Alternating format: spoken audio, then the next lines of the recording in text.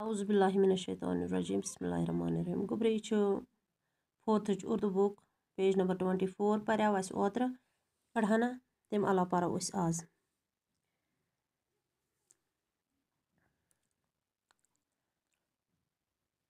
حضرت عمر پریشان ہو گئے ونان کہ حضرت عمر ہسا گو پریشان یہ سن کر وہ فوراً بیت المال پہنچے یہ بوزت گو سو جلدی بیت المال آٹا گھی کھجوریں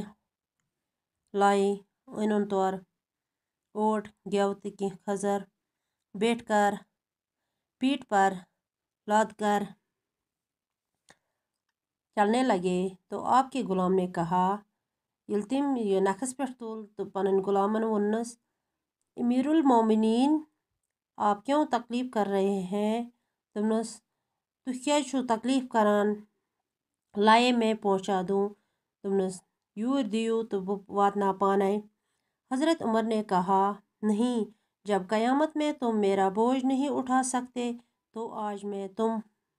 سے اپنا بوجھ کیوں اٹھواؤں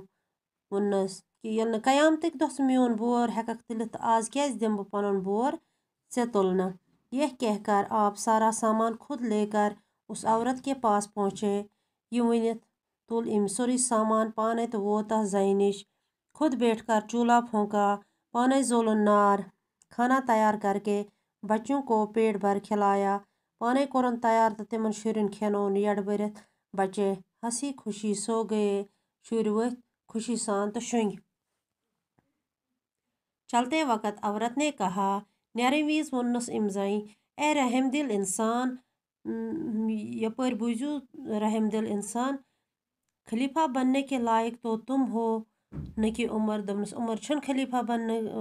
لائق کی ژے چھُکھ خلیفہ بننس لائق عمر نے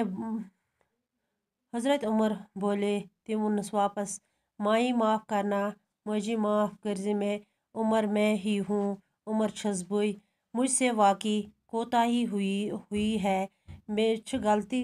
واقعی گمز کہ اب تک آپ کی خبر نہ پوچھی کہ ونچ تائیں پرسمنے میں سے خبر اس کے بعد حضرت عمر نے بیت المال سے عورت اور بچوں کا وظیفہ مقرر کیا تو ام پتہ کور تم